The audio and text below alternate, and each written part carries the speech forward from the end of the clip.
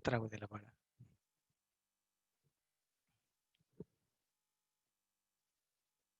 Say, in an attempt of continuing the proceedings of our last meet, today to make a reference pertaining to preparation of your cost sheet. Say, at least I do admit I had made only a passing reference pertaining to meaning of cost accounting. Say, what for cost accounting?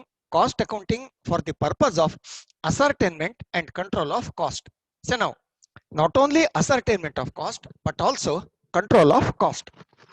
So when cost could be controlled, definitely selling price is concerned, it can be comparatively quoted at a lesser figure, which in turn leads towards maximization of sales, further paving the way towards earning of attractive rates of return or fat rates of return.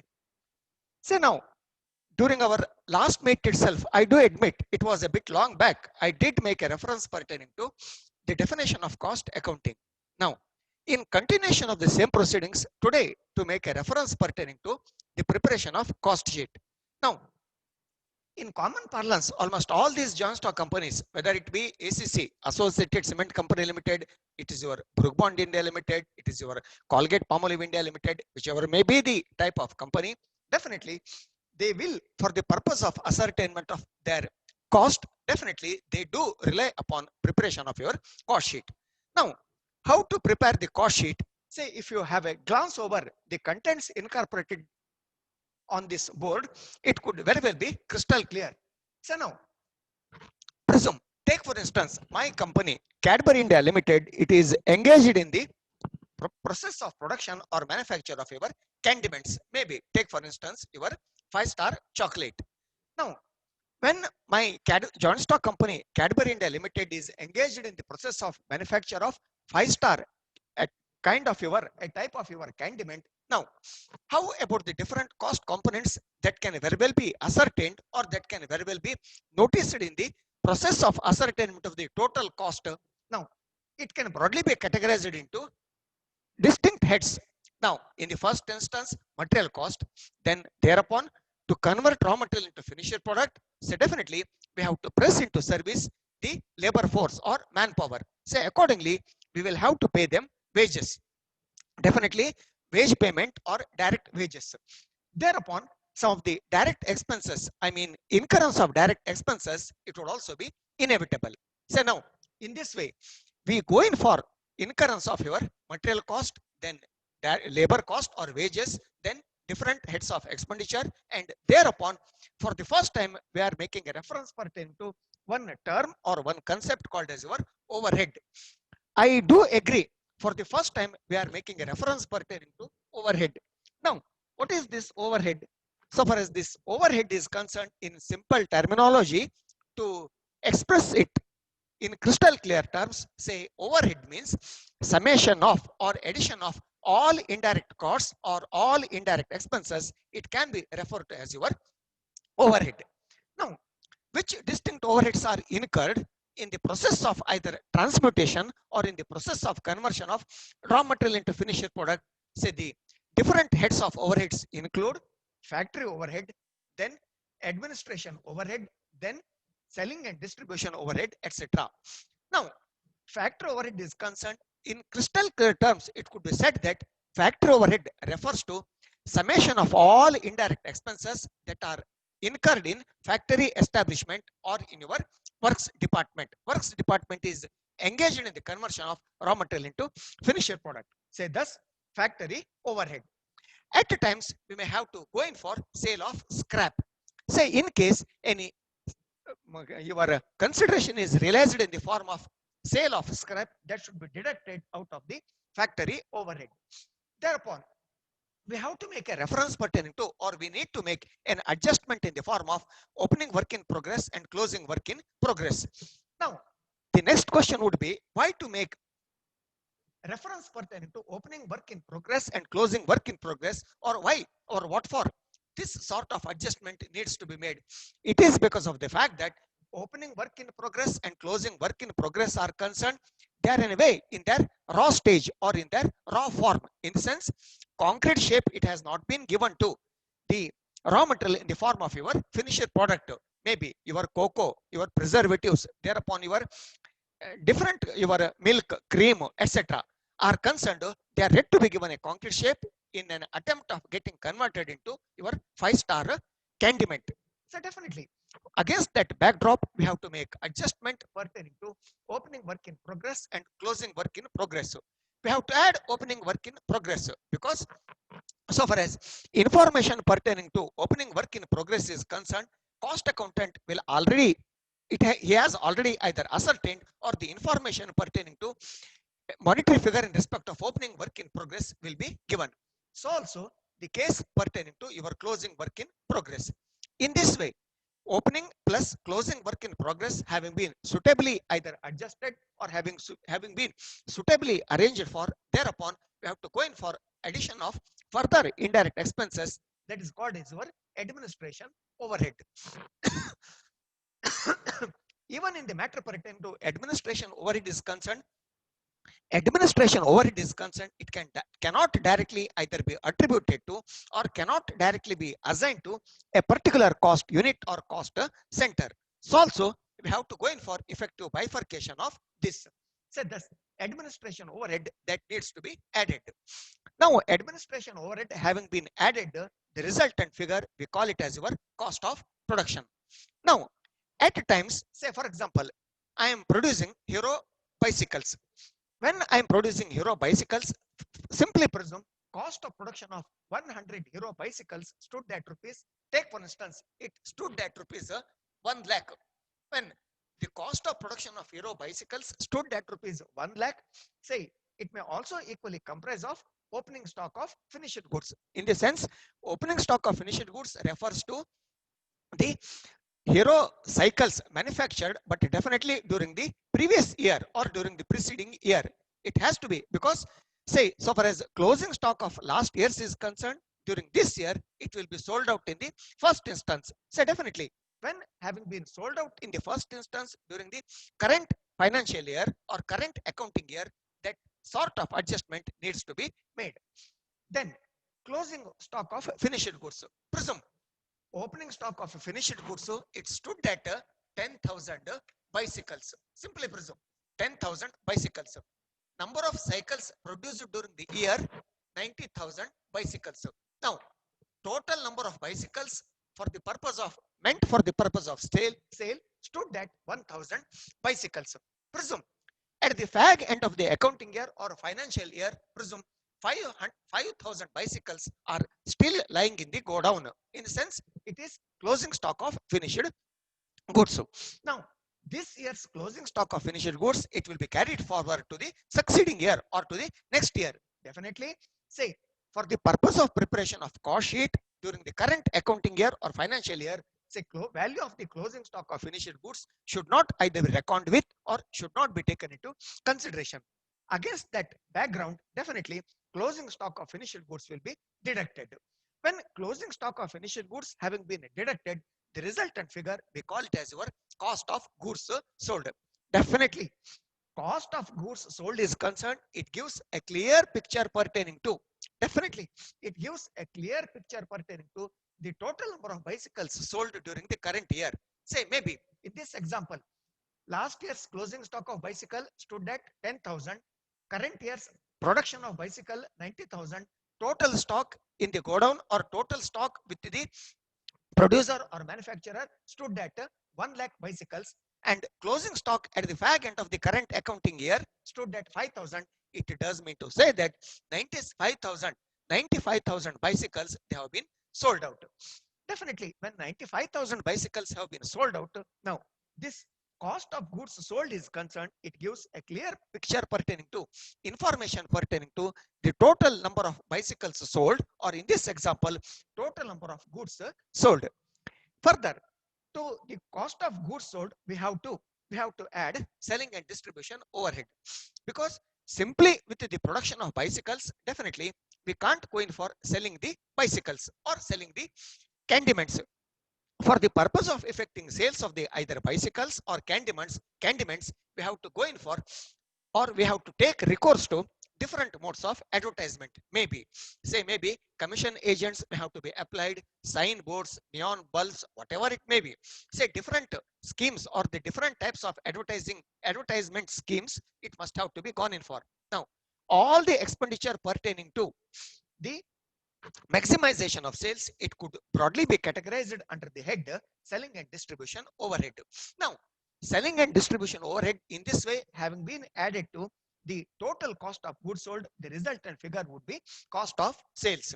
When cost of sales having either been ascertained or having been arrived at, say in the problem, there may be the information pertaining to sales, total sales or selling price per unit, whatever it may be. Now, sales price, it could very well be, if not given, it could very well be ascertained.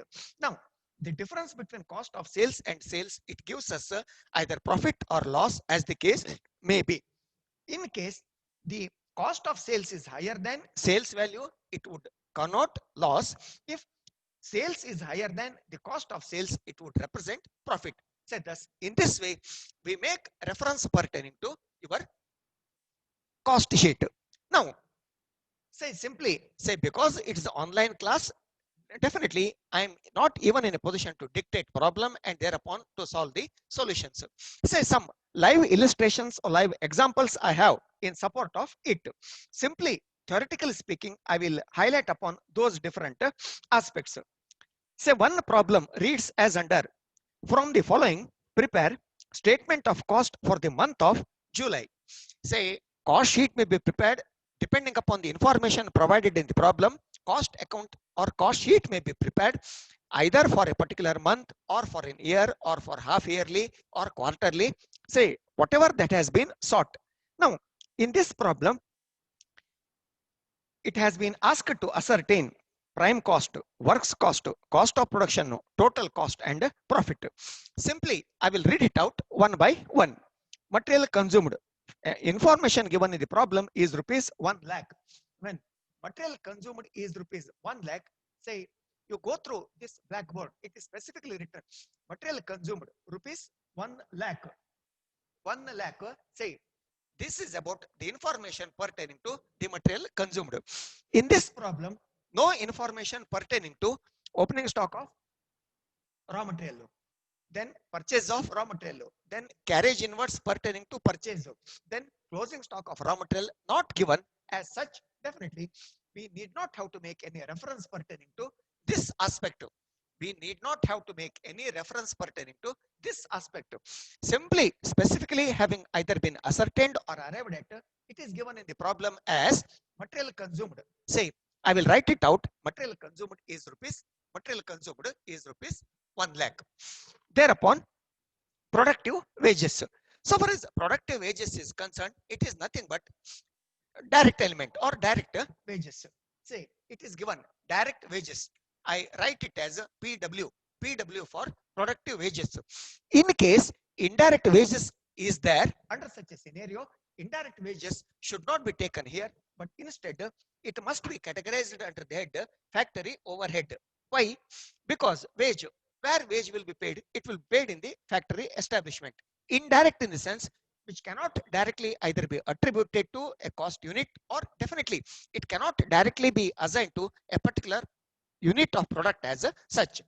But in this problem, it is specifically given productive wages. Now, let us presume that productive wages is direct component in nature. Accordingly, productive wages, it is written as or it is given as a 1,60,000. Then, thereupon, chargeable expenses. Chargeable expenses, nothing but your direct expense.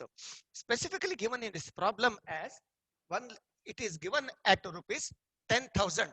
Now, chargeable expense means it is nothing but direct expense. How much or what amount of direct expense or chargeable expense is given in the problem? It is given at rupees 10,000. Now, summation of direct material cost, direct wages, direct expense, we call it as your prime cost. So now, prime cost accordingly can be put at rupees 2,70,000. Hope you are following. So definitely, prime cost, it is put at or it stood at rupees 2,70,000. Take for instance, here is in my hand, there is one chalk piece. Now, to produce one chalk piece, what worth of or how much cost of raw material is required? Maybe to produce 1 lakh chalk pieces, 10 lakh chalk pieces, whatever may be the number of chalk pieces produced. So now, the cost of limestone stood at rupees 1 lakh. Accordingly, it can, if you go through this chalk piece, it could very well be ascertained this piece of chalk is nothing but, say, it is a component of your limestone. Say thus, your cost of raw material, it has directly been put at rupees 1 lakh. Now, further presume to produce one chalk piece, I pay a wage earner rupee 1 per unit. Simply an assumption, 1 rupee per unit. Now, one question I will ask and answer: if I have 10 chalk pieces, it does mean to say that how much wages I have paid to my workers? It is rupees 10. If no chalk pieces, definitely not even a single paise, not even a single rupee will be paid.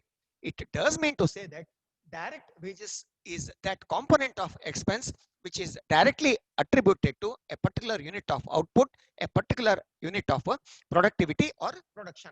Accordingly, in this example, stood at rupees 1 lakh 60,000.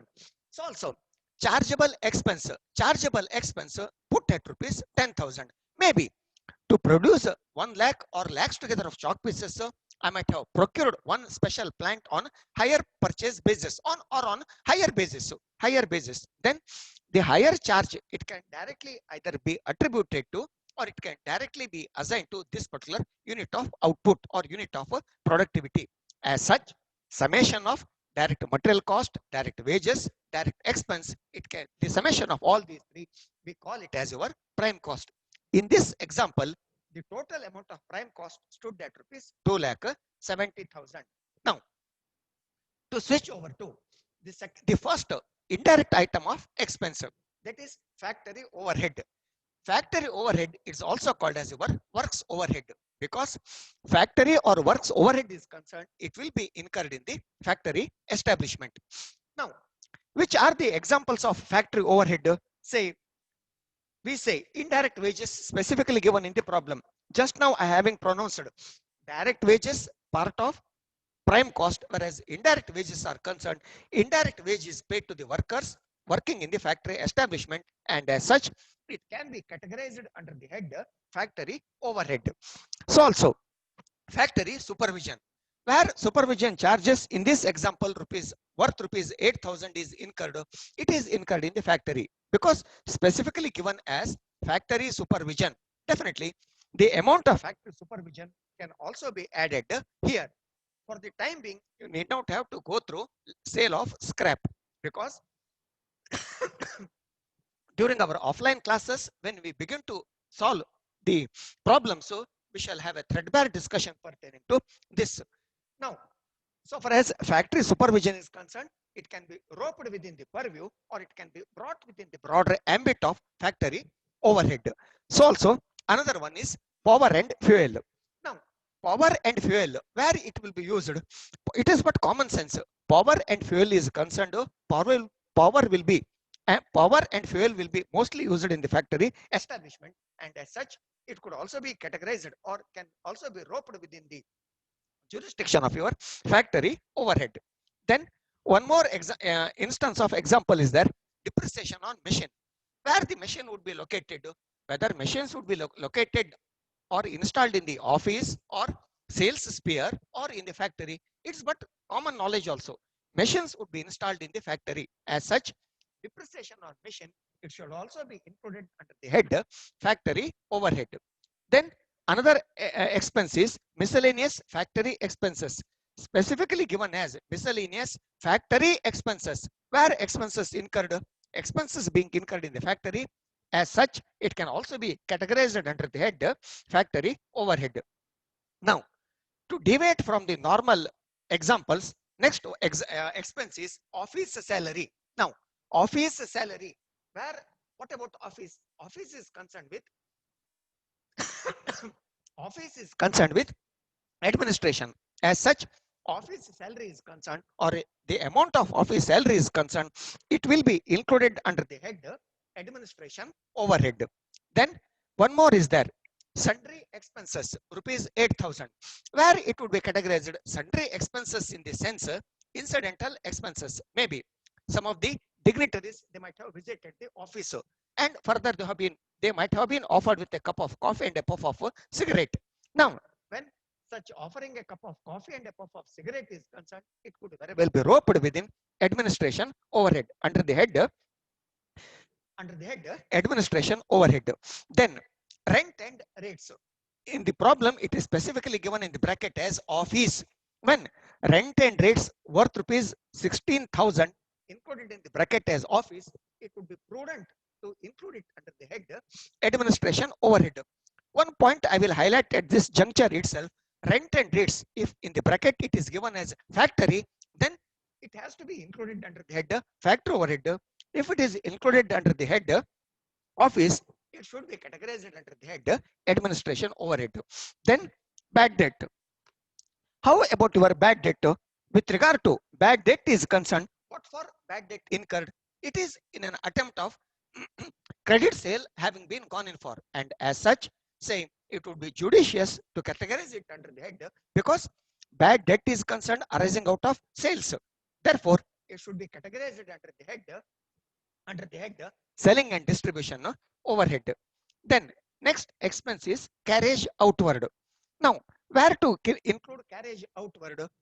Carriage outward in the sense, say the finished stocks, they have to be moved out of the factory establishment. Now, when finished stocks are to be moved out of the factory establishment, it is but common knowledge also to include it under the head selling and distribution, because it is for the purpose of distribution. This expense, it is being incurred. Therefore, carriage outward to include under the head selling and distribution overhead. Then last one more example is that traveling expenses. Say to whom traveling expenses will be paid, or it will be met with only to the sales personnel. As such, traveling expenses are concerned, or traveling in this problem expenses concerned, it should be categorized under the head selling and distribution overhead.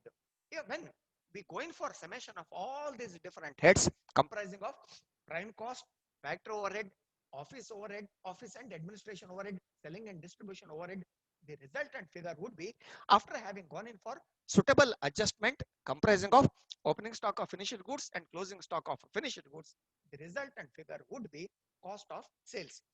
The difference in sales and cost of sales, the outcome would be profit or loss as the case may be. Say thus, this is about the preparation of cost sheet. Now, if you simply go through any problem at your home or at your end, definitely in the light of this brief theoretical background, each one of you would be in a position to judge, or would be in a position to adjudge the intricacy associated with the preparation of your cost sheet. Thank you.